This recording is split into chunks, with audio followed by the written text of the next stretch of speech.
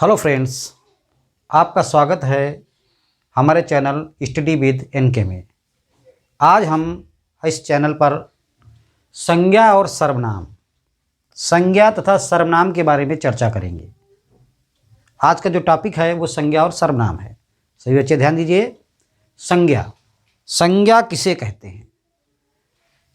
संज्ञा किसी व्यक्ति, स्थान, भाव या वस्तु के नाम का बोध कराने वाले शब्द संज्ञा कहलाते हैं।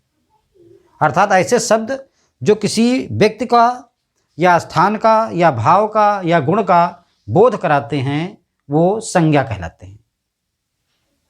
जैसे किसी का नाम हो गया, किसी स्थान का नाम हो गया, कोई भाव हो गया, ये सब शब्द जो होते हैं वो सब संज्ञा होते हैं।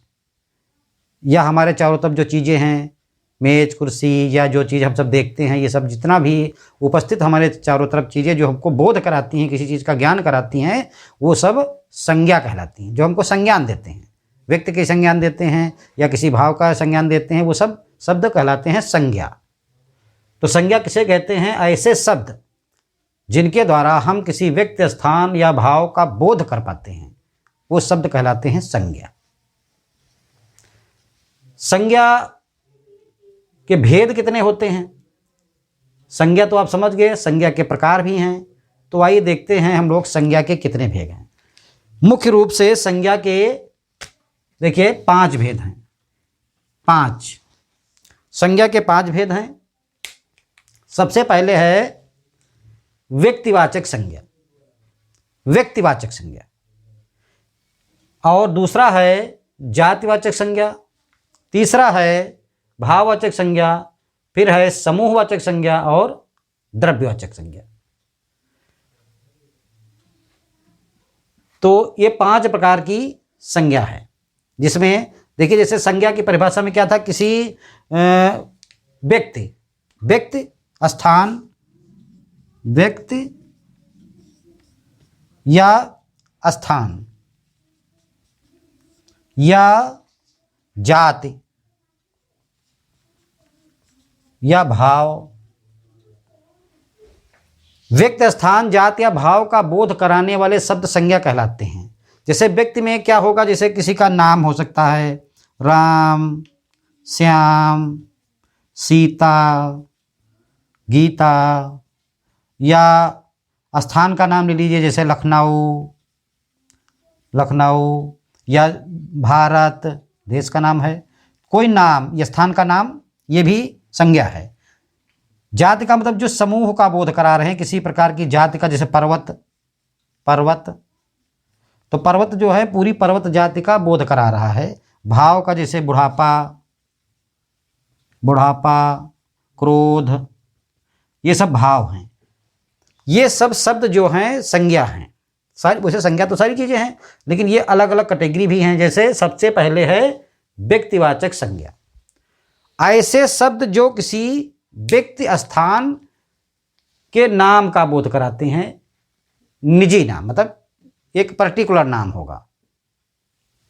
ऐसे शब्द जो किसी स्पेशल नाम बताते हैं, जैसे राम एक किसी व्यक्ति का नाम होगा, या सीता या लखनऊ एक निश्चित स्थान है, या रामायण एक निश्चित ग्रंथ है। एक निश्चित शब्द जो एक मतलब किसी विशेष व्यक्ति का ज्ञान है, विशेष स्थान का बोध कराते हैं, वो कहलाते हैं व्यक्तिवाचक संज्ञा।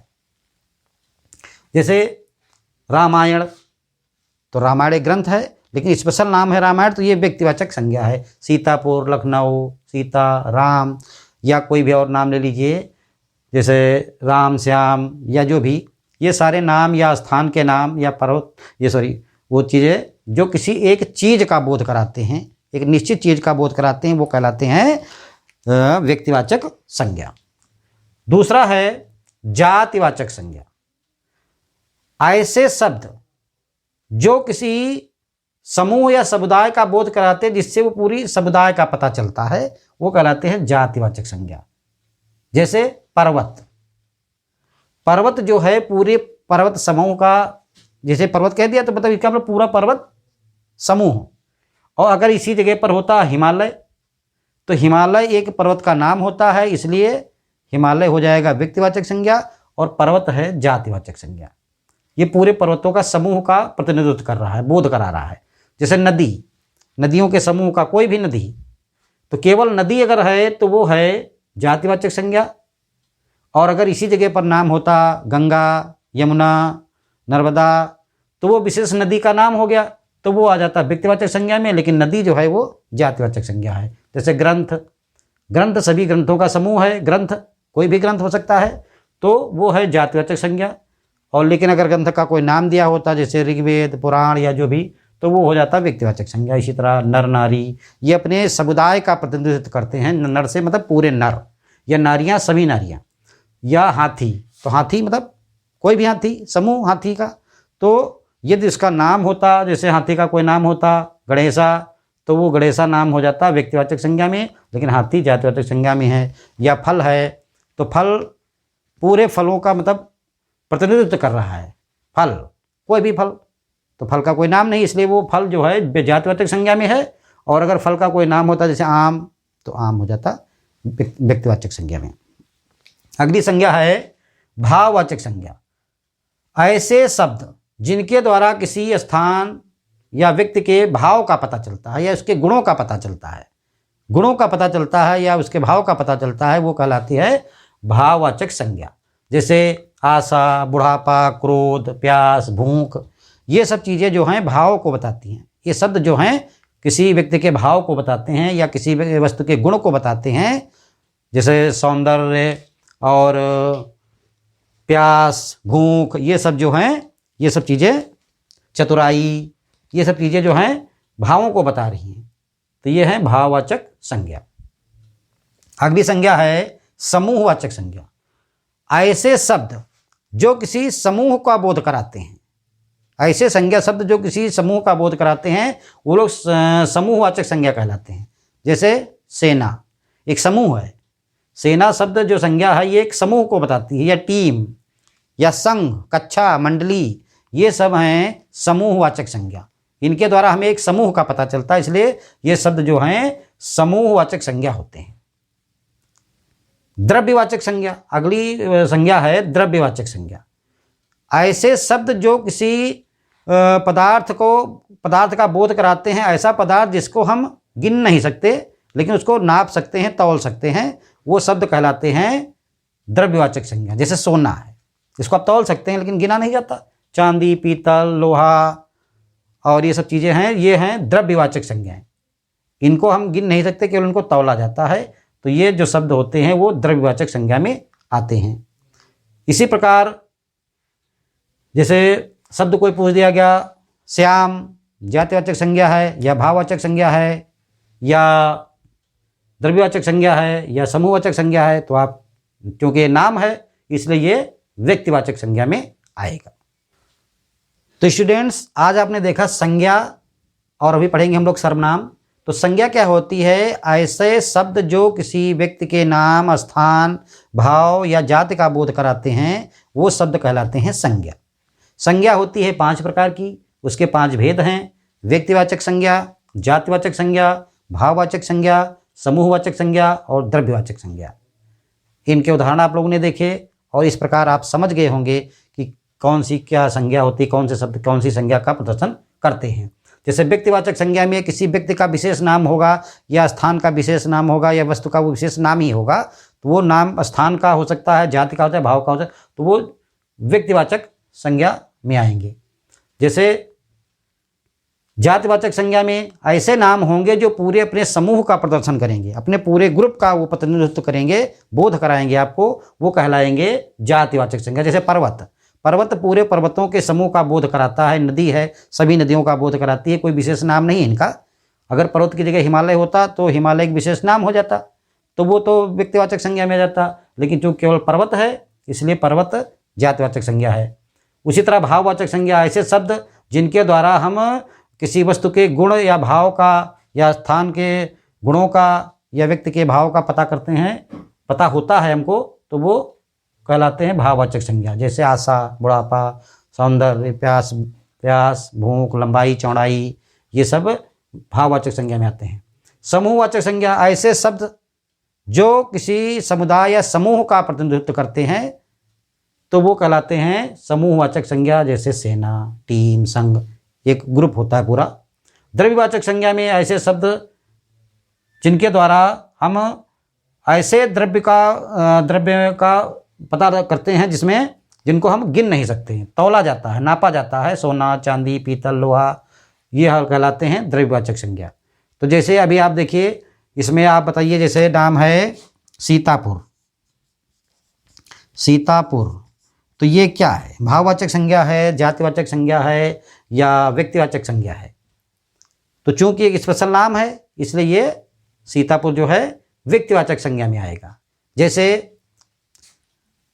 जैसे आ जाए महाभारत, महाभारत, महाभारत कौन सी संज्ञा है?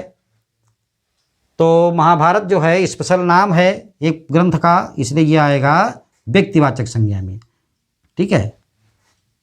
यदि आ जाए कोई ग्रंथ लिखा है केवल, तो ये जातिवाचक संज्ञा है। जैसे प्यास, प्यास क्या है? प्यास जो है ये भाव है, इसलिए ये भाववाचक संज्ञा का है। समूहवाचक संज्ञा में उदाहरण जैसे हो सकते हैं कक्षा, कक्षा जो है समूहवाचक संज्ञा में आता है। द्रव्यवाचक संज्ञा, ऐसा द्रव्यवाचक संज्ञा में वही आते हैं जिनको नापा या तौला जाता है। जैसे लोहा नाप सकते हैं या तौल सकते हैं, पीतल, इनको गिनने की जरूरत नहीं है, ये द्रव्य ऐसे होते हैं जिनको नापा तौला जाता है। तो इस प्रकार स्टूडेंट्स आज हमने संज्ञा के बारे में देखा। अब आइए देखते हैं सर्वनाम किसे कहते हैं। तो आइए देखते हैं सर्वनाम। अभी आपने संज्ञा देखा, अब देखिए सर्वनाम। संज्ञा के स्थान पर, सर्वनाम क्या होते हैं? संज्ञा के स्थान पर प्रयोग होने वाले शब्द सर्वनाम कहलाते हैं। संज्ञा के स्थान पर जिन शब्दों का प्रयोग किया जाता है उनको कहते हैं सर्वनाम। सर्वनाम के द्वारा भाषा बहुत ही सुंदर बन जाती है। जैसे किसी वाक्य को कहना है, किसी बहुत छोटे से 10-5 लाइनों को पढ़ना है या किसी पाठ को पढ़ना है, उसमें एक ही शब्द बार बार दोहराया जाएगा तो वो भाषा बहुत ही अच्छी नहीं लगेगी। तो संज्ञा के स्थान पर कुछ शब्दों का प्रयोग किया जाता है जिनको कहते हैं सर्वनाम। जैसे किसी का नाम है कोई, उसके बारे में हम बता रहे हैं, बार बार उसी का हम नाम लेंगे तो वो अच्छा नहीं लगेगा। जैसे राम ने खाना खाया और फिर राम ने ये किया, फिर राम ने वो किया, बार बार उसमें राम हम कहेंगे तो वो अच्छा नहीं लगेगा कि राम ने खाना खाया और फिर उसने पाठ पढ़ा, फिर वह सो गया। तो वो जो वह उसने ये सब जो हैं ये सर्वनाम होते हैं। किसी संज्ञा के स्थान पर प्रयोग किए जाने वाले शब्द सर्वनाम कहलाते हैं। तो देखिए सर्वनाम, किसी संज्ञा के स्थान पर प्रयुक्त होने वाले शब्द सर्वनाम कहलाते हैं। ठीक है। तो सर्वनाम होते हैं मुख्य रूप से 6 प्रकार के। सर्वनाम को 6 भागों में बांटा गया है। सबसे पहले हैं सबसे पहला है पुरुषवाचक सर्वनाम, पुरुषवाचक सर्वनाम, फिर है निश्चयवाचक सर्वनाम, और उसके बाद है अनिश्चयवाचक सर्वनाम, फिर है संबंधवाचक सर्वनाम, और फिर है प्रश्नवाचक सर्वनाम और निजवाचक सर्वनाम। सर्वनाम के 6 भेद हैं: पुरुषवाचक सर्वनाम, निश्चयवाचक सर्वनाम, अनिश्चयवाचक सर्वनाम, संबंधवाचक सर्वनाम, प्रश्नवाचक सर्वनाम और निजवाचक सर्वनाम। पुरुषवाचक सर्वनाम, जिसमें ऐसे सर्वनाम जो स्त्री या पुरुष के नाम के स्थान पर प्रयोग किए जाते हैं वे कहलाते हैं पुरुषवाचक सर्वनाम। मतलब किसी का नाम है, पुरुष का नाम हो या स्त्री का नाम हो, उसकी जगह पर वो नाम जो होगा वो संज्ञा होगा। उन नामों के स्थान पर जो सर्वनाम प्रयोग किए जाएंगे वो पुरुषवाचक सर्वनाम कहलाएंगे। जैसे राम, सीता, ये नाम चल रहे हैं, उन्हीं के लिए प्रयोग किया जा रहा है सर्वनाम की जगह हम, हमारा, मेरा, मैं या चीज़ें, तो वो कहलाएंगी पुरुषवाचक सर्वनाम। पुरुषवाचक सर्वनाम को भी 3 भागों में बांटा गया है: प्रथम पुरुष, मध्यम पुरुष और अन्य पुरुष। प्रथम पुरुष क्या होता है? जब कोई वक्ता अपने बारे में ही बता रहा होता है तो वो प्रथम पुरुष कहलाता है। जैसे हम, हमारा, मेरा, मैं, अपने बारे में ही बता रहा है तो वो हो जाएगा प्रथम पुरुष। प्रथम पुरुष में वो आ जाएगा जो प्रथम वक्ता के लिए ही प्रयोग किया है। अगर दूसरे के लिए प्रयोग कर रहा है, वक्ता श्रोता के लिए प्रयोग कर रहा है, कोई वक्ता श्रोता के बारे में सर्वनाम प्रयोग कर रहा है, तो उसमें वो कहलाएगा मध्यम पुरुष, जिसमें तुम, आप, तू, तुम्हें, तुमने, ये सब प्रयोग किए जाएंगे, ये मध्यम पुरुष में आएंगे। अब वक्ता किसी अन्य के बारे में कोई सर्वनाम प्रयोग करेगा, कोई दूसरा है जो अलग है, उस जगह पे नहीं है, तो उसमें वह, वह, उसे, उनको, उन्हें, ये सर्वनाम प्रयोग किए जाएंगे। तो पुरुषवाचक सर्वनाम के 3 भेद हैं, प्रथम पुरुष, मध्यम पुरुष और अन्य पुरुष। उसके बाद आता है निश्चयवाचक सर्वनाम। ऐसे सर्वनाम जो किसी निश्चित व्यक्ति स्थान या घटना के लिए प्रयोग किए जाते हैं, वे निश्चयवाचक सर्वनाम होते हैं। उनसे बात एकदम निश्चित होती है, उनको कहते हैं निश्चयवाचक सर्वनाम। निश्चयवाचक सर्वनाम जैसे यह, वह, ये शब्द जो हैं प्रयोग किए जाते हैं निश्चयवाचक सर्वनाम में। जैसे यह सुंदर है, यह सुंदर है, वह तेज है, ये सब जो है, यह और वह जो हैं, ये निश्चयवाचक सर्वनाम में प्रयोग किए जाते हैं। अनिश्चयवाचक, जिसमें कोई चीज़ निश्चित नहीं है, अनिश्चयवाचक सर्वनाम वे होते हैं जिनमें कोई चीज़ निश्चित नहीं होती है, जहाँ व्यक्ति स्थान या घटना का बोध निश्चित नहीं होता है, वो चीज़ होती है निश्चयवाचक सर्वनाम। जैसे छत पर कोई है, छत पर कोई है, तो ये कोई शब्द जो सर्वनाम प्रयोग किया गया तो ये निश्चित नहीं है कौन है। दरवाजे पर कोई है, या इन सब चीज़ों से जिसका निश्चित पता नहीं चलता है, उन सर्वनाम से वो अनिश्चयवाचक सर्वनाम कहलाते हैं। अगला सर्वनाम है संबंधवाचक सर्वनाम। ऐसा सर्वनाम जिससे मुख्य वाक्य से आश्रित वाक्य का संबंध का पता चलता है। मुख्य वाक्यांश जो है उस पर जो आश्रित वाक्यांश है या वाक्य है उसका संबंध का पता चलता है, वो कहलाता है संबंधवाचक सर्वनाम, जिससे वाक्य के संबंध का पता चलता है। जैसे जैसी करनी वैसी भरनी, जैसा करोगे वैसा भरोगे, जैसा करोगे वैसा भरोगे। इसमें संबंध बता रहा है, एक दूसरे का संबंध, मतलब मुख्य वाक्य और आश्रित वाक्य का संबंध बताने वाला सर्वनाम जो है संबंधवाचक सर्वनाम कहलाता है। अगला सर्वनाम है प्रश्नवाचक सर्वनाम। ऐसे सर्वनाम जिनसे व्यक्ति, स्थान या घटना का प्रश्न बनता है, उससे प्रश्न का अभाव होता है, वो होते हैं प्रश्नवाचक सर्वनाम। जैसे दरवाजे पर कौन है, या तुमने क्या खाया, तुमने क्या खाया, तुमने क्या खाया, प्रश्न बन गया है। तुम कहाँ जा रहे हो, या कहाँ, क्या, कैसे, ये शब्द आते हैं, वहाँ पर वो सर्वनाम जो होते हैं प्रश्नवाचक सर्वनाम हैं। निजवाचक सर्वनाम, अगला सर्वनाम है निजवाचक सर्वनाम, जिसमें वक्ता जो होता है या लेखक जो अपने बारे में स्वयं बताता है कि मैंने यह कार्य स्वयं किया, मैं यह कार्य, या मैंने यह कार्य स्वयं किया,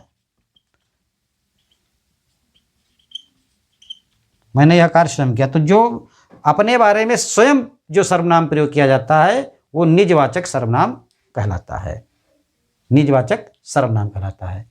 तो स्टूडेंट्स, आज हमने संज्ञा और सर्वनाम के बारे में पढ़ा।